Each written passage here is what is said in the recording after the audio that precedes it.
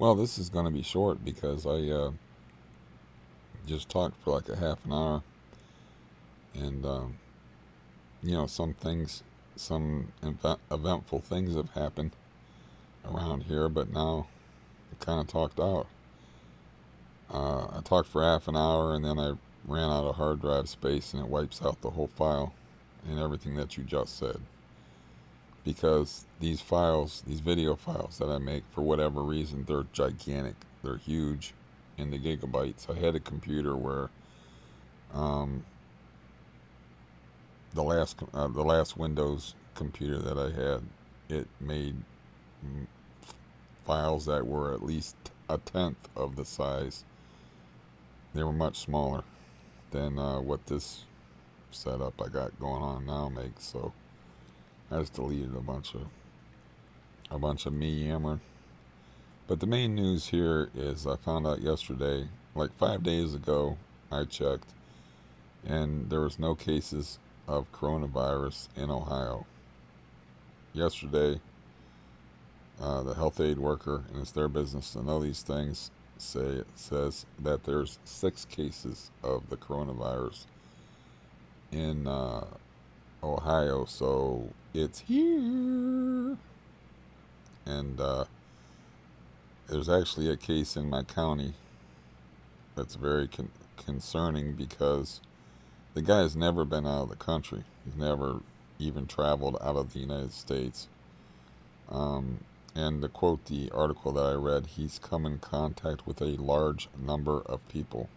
And I had a bunch of good information that I imparted in the last video about how it spread, and how you don't have to have contact with an infected person to get it because it's droplet borne. And so somebody could wipe their nose that had it and touch something, and then you touch it and you get it, and you don't know the guy's name and never met him, and it's 48 hours later. It's got like um, 3 days. It can just last sitting on a doorknob. So not to make you paranoid or anything like that. Another thing to remember about it is 180,000 cases, rounded number, 180,000 cases worldwide, 5,000 deaths. So if you catch it and you're not sick or elderly or have a disease like me, you're just going to get sick and have the flu and recovery. Now, the graph that I looked at said that there was like 80,000 people that recovered from it, that got it, 5,000 died. And that what that means is that there's, we'll call it 80, we'll call it, I wish my math was better. We'll call it, let me try this again. 80,000 people recovered, 5,000 people dead. The other people that got it, they still got it, so they don't know. But if you get it and you're healthy, you're probably going to recover from it and just feel like you have the flu, which is not fun. But don't freak out. It's not Captain Trips or the super flu from the stand. It's a pandemic, and it's something they don't know how to fix yet. They haven't come up with any vaccine or any Tamiflu type substance, but people are still getting over it and living. So be aware and be concerned, but don't freak out unless you have. Someone like me would have to be a little extra careful because I got a heart condition, I got CRPS, I got compromised health. Like my brother, we had a West Violet. See, I wasted all my energy on the last video that I didn't have enough space for. West Nile virus. They had an outbreak of it in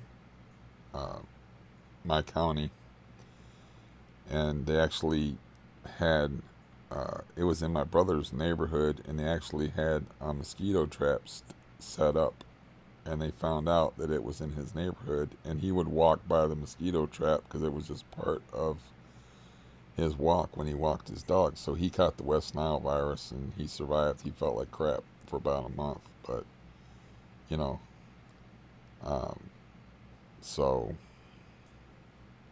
he lived. He was healthy, and yeah, so he survived the West Nile virus and this coronavirus called COVID-19 because there's many viruses that fall under that umbrella label. Coronavirus. This particular strain is COVID-19. Um, it's not a death sentence. You just what I'm gonna start doing is like I'm already quarantined because I just live in this fucking room because I live in this hellhole nightmare apartment building and I don't hardly see anybody. But that doesn't mean even I'm safe from catching it because I got an aid worker that comes in here, and then you know the mailman touches my mail, and who knows who touched the mail before they touched it. So I'm just gonna like buy latex gloves, and especially when messing with the mail, they'll know within 2 weeks. They said as far as how bad the outbreak is going to be here in my county. Uh, it's a pretty big county, Stark County, um, in Ohio. They'll know within 2 weeks because like I said, 5 days ago, no cases. Then there's 6 cases. So this is according to my aid worker, and it's kind of their business to know these things.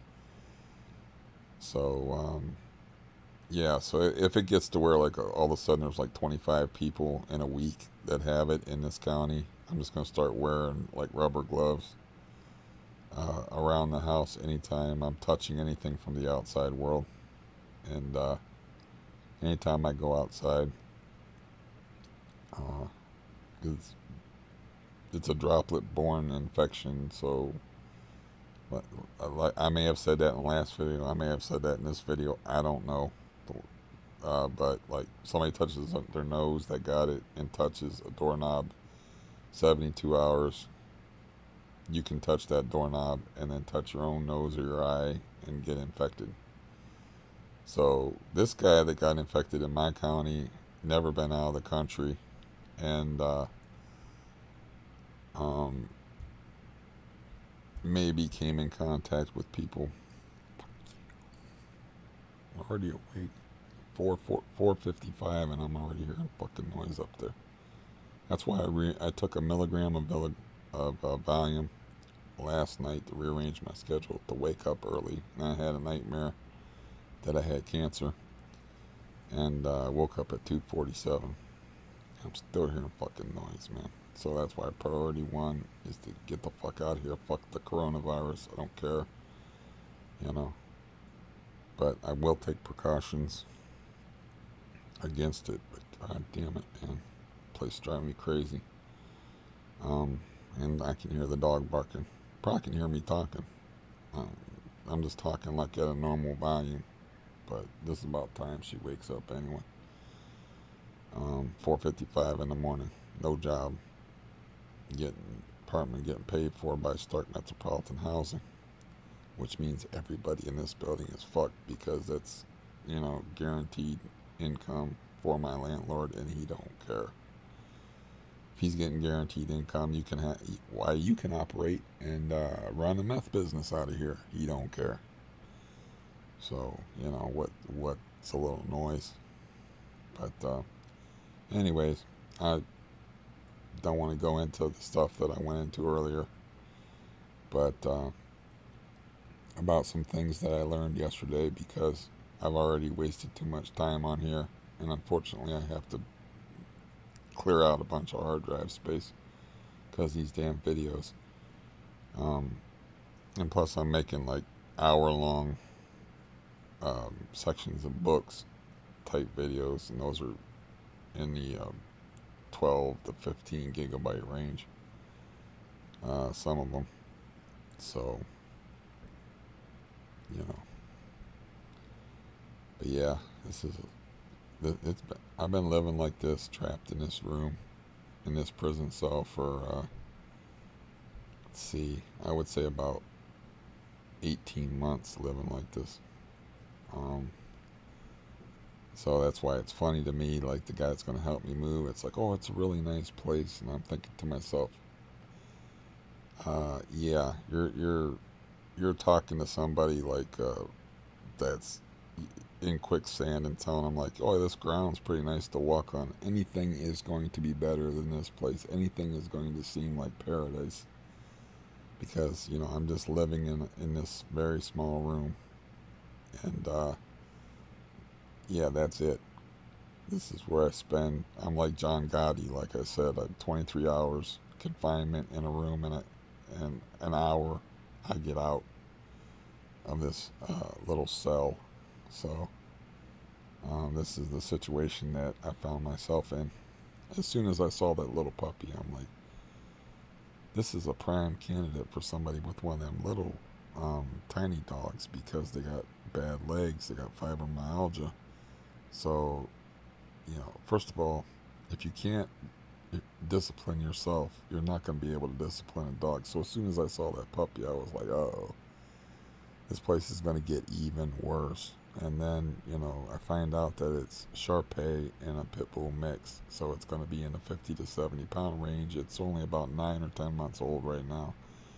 And it's got to be in around 50 pounds. So she can't control it. She's not strong enough to control it. She's always yelling at it. Like, come back here, go upstairs. She's always yelling at it and shit. But the main thing is when she leaves, she locks it up in like a dog carrier, and it sounds like it's being tortured with a blowtorch. It makes every hideous sound a dog can make. It's like it's claustrophobic and it's losing its goddamn mind because dogs do not like to be left alone, especially at a young age. And I'm sure they do not like to be confined in a little box. So, that's what got me yesterday. It was like I was trying to work on my book, and then, I'm starting to hear all this fucking noise.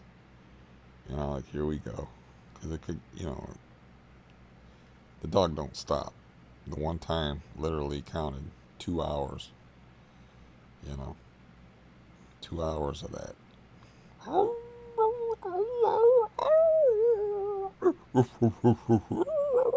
Every freaking noise a dog can make, I can hear all of it.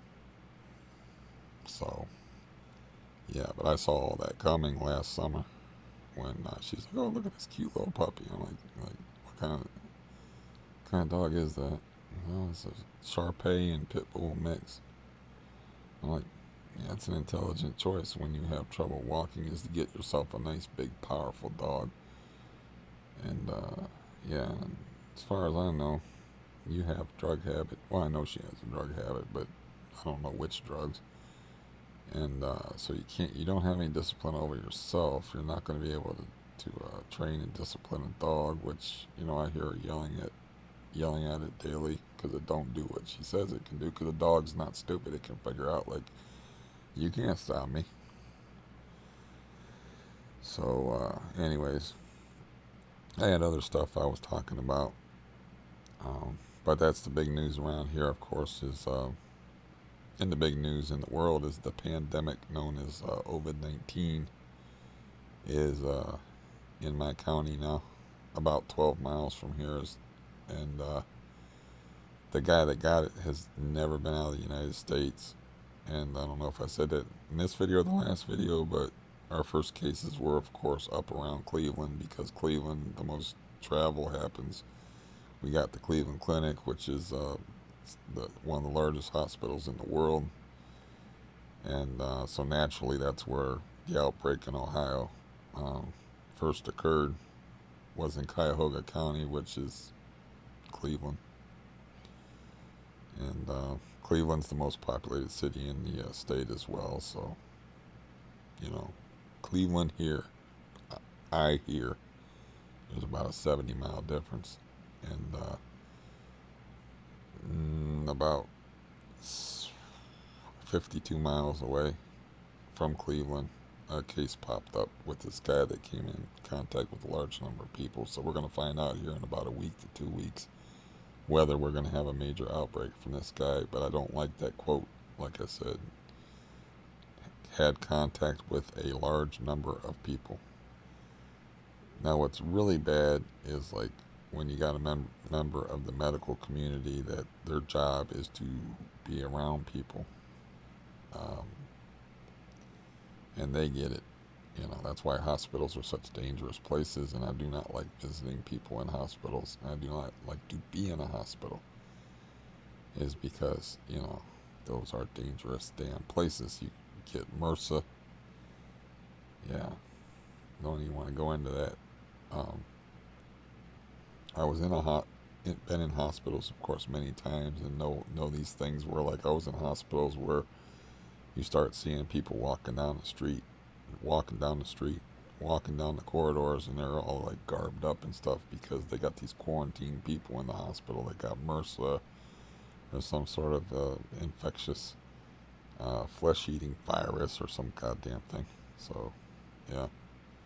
So, anyways, with that cheery thought, I bid thee adieu, and like I said, I'm gonna have to start taking better care to make sure I have space on these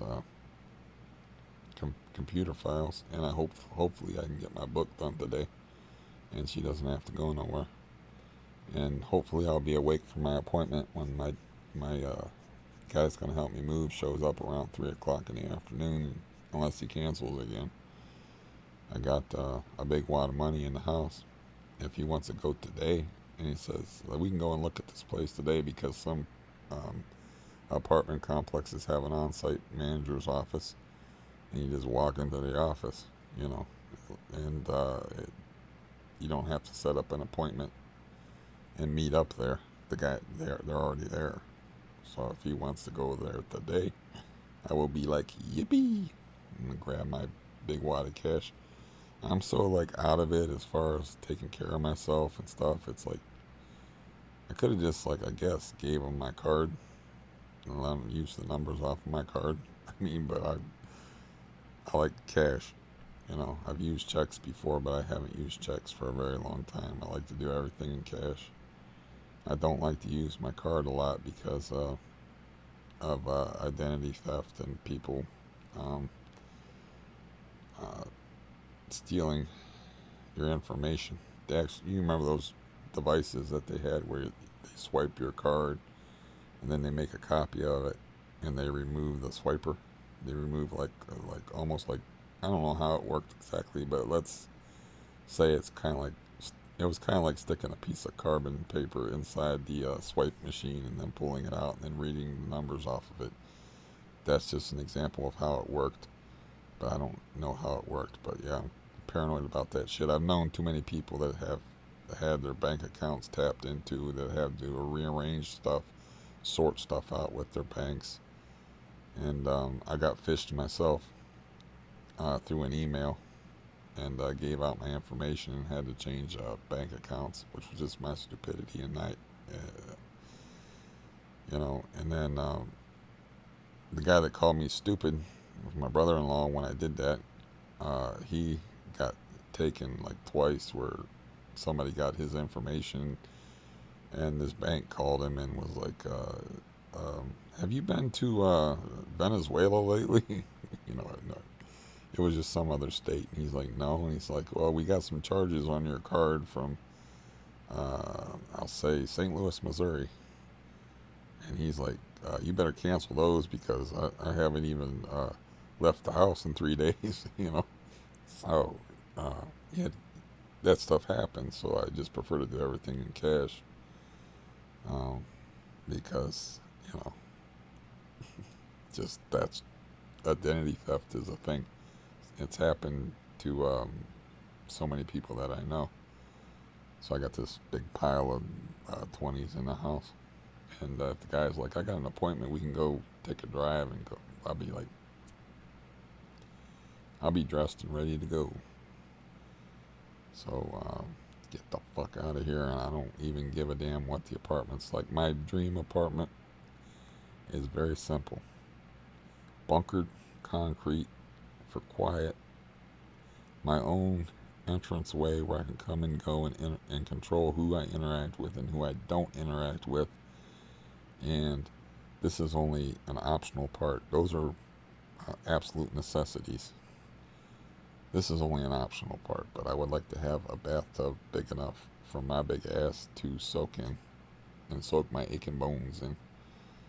Um, because I've got this tiny little tub shower setup that I put up with for 10 years living here. But you have to understand, I kind of got trapped here after my parents' death in 2015 and the benzo thing. I kind of got stuck here, and then well, living here has just been such a mental nightmare and made me half nuts. I mean, when you're dealing with the kind of madness, and I'm not even going to go into it because it's getting to the point where it's going to be my 2-year anniversary of when my doctor cut me 50% on Xanax. So I'm just going to have a video that's going to be short. Believe me, it will be short, because I'll just be reading off the events of the things that occurred in the past 2 years, including things like the TV throw, where there's just a crazy person yelling in the hallway in a Michelin man coat, Olympic tossing a 23-inch box, old-timey box TV at her girlfriend in the hallway. You know, there's been so much craziness, like me getting sprayed with poison, garbage rotting in the hallway, squatters, machetes, death threats. You know, these are the conditions that I've been living on, and they're not conducive to mental health, and they don't put you in the frame of mind where you're just like, you're in the middle of a fight. You know, you're doing the rope-a-dope and covering up, so you're not on the attack. You're not and you don't have people in your life to help you move. You're just trying to survive this shit, man. You're Ali on the ropes. You know, you're just trying to survive the barrage of crazy shit that's going on. And if you don't have any, and the people in my life are more likely to be like, oh, that's bad, all that shit that's happened to you. Can I borrow $40? You know, I just watched the Jordan Peterson thing about betrayal that lasted for 7 minutes, and he was explaining how it's kind of interesting. So I'll just throw the link down there, and it's only 7 minutes, but it explains the effect of betrayal on a person's brain, and also it reiterates some of the stuff from my G word video about how we don't have direct access to reality. We have a model of reality that we put in our heads, and then when, say, you have, I don't know, 30 or 40 or 50-year relationship with somebody, and you have this model built up on who they are, and then they just change around and bend you over the sink and sodomize you, metaphorically fuck you over and betray you, that shakes up your whole world. It changes everything, you know. Yeah, I'm sorry about going into the unnecessarily unpleasant imagery, but I felt it necessary, because there is nothing worse than being betrayed by people that you've known your whole life, and then coming to that realization and having to readjust your model of reality of that person, like of who they are and what they are. Like, I found that out with my foster brother. Like, because of my mom, he got fed every day. He got a decent life, and then my mom was sick and dying, and then he was like nowhere to be found. And so, you know, I got over that, and then, but the betrayals just kept piling up, and then I had to just say, like, well, this guy's basically a piece of shit. You know, this guy that I grew up catching frogs with and stuff, and there's nothing. You got to realign your whole way of thinking, and it fucks with all your memories. It fucks with your past, and it just your childhood. It rocks your foundations. So, anyways, I'll just throw that in the link for the hell of it. I don't know if it's even worth bothering with, but yeah, I managed to talk for 24 hours, which means I talked for a grand total of probably about nearly an hour.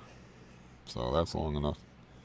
Anyways, good luck on that. Hopefully, uh, yeah, you don't have the kind of news that I've had yesterday, where like suddenly you got a worldwide pandemic to worry about, and it's just hit your area. Kind of like still wrapping my head around that notion. But anyways, good luck, and don't get too worried. Just take take precautions and act sensible. And remember, if you're healthy, you're just gonna get the flu, most likely. And the chances, you know, the news isn't. I'm gonna stretch this out a little longer, like I tend to do, and I already have. But you have to remember, is like news media, besides what you get off of the computer, it's dying. So it has to sensationalize everything. Fox, CNN, all that stuff. They have the expression "cut the cable." Well, newspapers are dying because of the internet, and cable TV is dying, and these people are desperate that are attached to these industries, so they have to like make everything the worst case scenario, make everything dramatic, cause stories and friction out of nothing.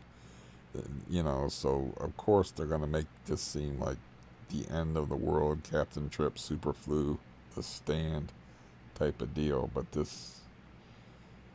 you just got to keep that in mind. And keep in mind 180,000 cases, 5,000 deaths. Work that out percentage wise. And you got to remember of the 5,000 deaths, probably a lot of them already had compromised health and were elderly. So just don't freak out over it. Just take precautions. And yeah, that's me in comforting mode. That's about as comforting as I get. So you I'll see you tomorrow. Sorry, this was 27 minutes, but that's me. Never apologize for yourself, Steve. You're an upright, decent person, right? Right. Goodbye, and thank you for that kind compliment. Dude staring back at me in the screen says,